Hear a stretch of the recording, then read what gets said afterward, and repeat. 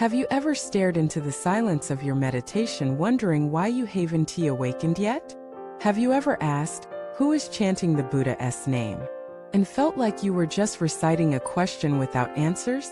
Welcome back to our channel, a place where we dive beyond surface-level spirituality and enter the raw, unfiltered terrain of true inner practice.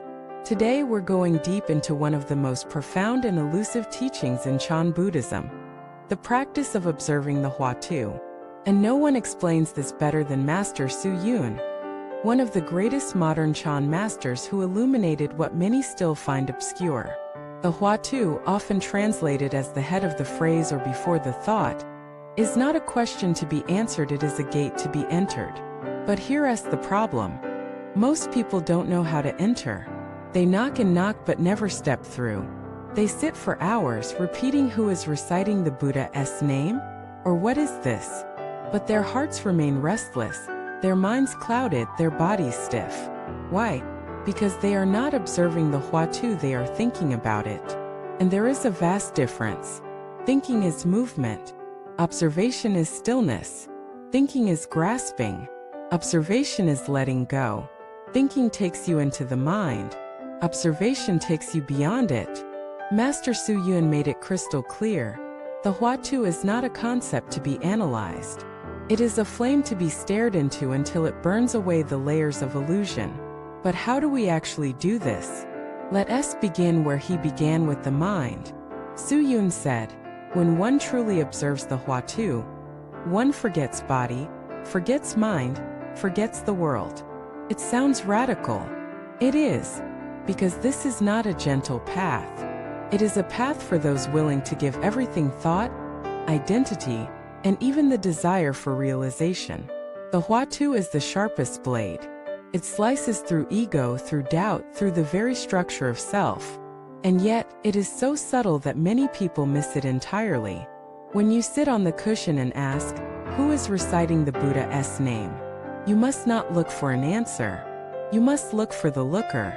The question is not in the words, it is in the silence behind the words. The Huatou is not in the syllables.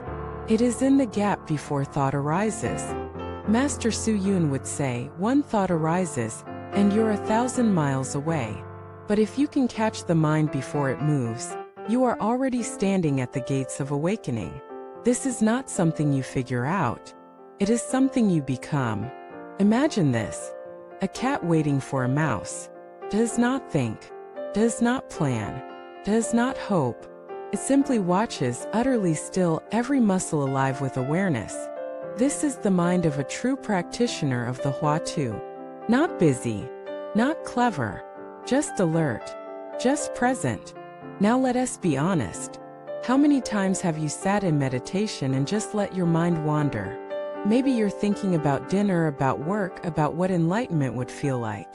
Maybe you're trying to have a spiritual experience. That very effort is the obstruction. Su Yun said, do not use your conscious mind. Do not use your discriminating thoughts. Instead, he taught, observe. Like a flame flickering in the wind. Like the moon reflected on still water. One of his disciples once asked, Master, I've been observing the Huatou for years. Nothing is happening. Su Yun replied, then you are not observing it, you are debating with it. Drop the cleverness. Drop the expectation. Just stare into it with all your being. This is a vital key. To observe the Huatou is not to engage with it intellectually. It is to dissolve into it. Every time you bring your attention back to the question without trying to solve it, you are burning away a layer of self. Every moment you remain in the tension of not knowing, you are getting closer to the center. The Huatou is like a flame that consumes everything until only clarity remains. Let us talk about what makes this practice so hard. First, we are addicted to knowing. The mind is constantly trying to resolve, to understand, to grasp. But the Huatou is meant to remain unresolved. It is the question that cracks the ego. You must resist the urge to find an answer. Instead, live in the question. Second, we are impatient. We want results. We sit for an hour and expect fireworks. But real transformation is slow, silent, and subterranean. It builds in the dark until one day crack. Everything shatters and the light floods in. Not because you forced it, but because you surrendered enough to receive it. Third, we don't commit. One day we observe the Huatou. The next day we try breath work. The day after that, mantra chanting. We dabble. But dabbling won't take you to the center. You must go deep. Choose one method and go all in. As Su Yun said, one method, one life. There's a story of a practitioner who kept jumping from one method to another, always looking for the fastest path. When he asked Su Yun what the best method was, the master replied, the one you're not willing to stick with. That hits hard because it's true. The Huatou requires you to stop looking for shortcuts. It demands sincerity, grit, and courage. Now let us explore the fruits of this practice. When you truly observe the Huatou, your mind becomes razor sharp. You begin to see the thoughts as they arise. You notice the impulses before they move. You become like a mountain, unshaken, silent, vast. And then one day, perhaps in the middle of a chant, or while walking, or doing something completely ordinary, it hits. The world disappears. The self dissolves. Time evaporates. And in that moment, the question itself is gone. Because you have become the answer. This is not enlightenment as an idea. This is awakening as an experience. And it is born not from effort, but from sustained presence. Su Yun once said, "Better to sit with one sincere breath than to chant 1,000,000 times with a scattered mind." This applies to the Huatou as well. One moment of pure observation is worth more than hours of distracted sitting. But how do you know if you're doing it right? Simple.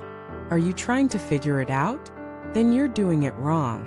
Are you clinging to thoughts about it? Then you're doing it wrong. Are you watching quietly, intensely, without expectations?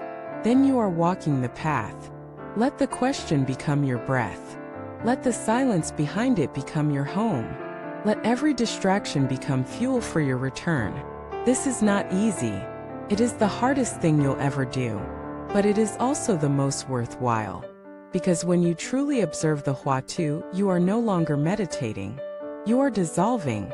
And what remains is not you but truth. Thank you for watching this video.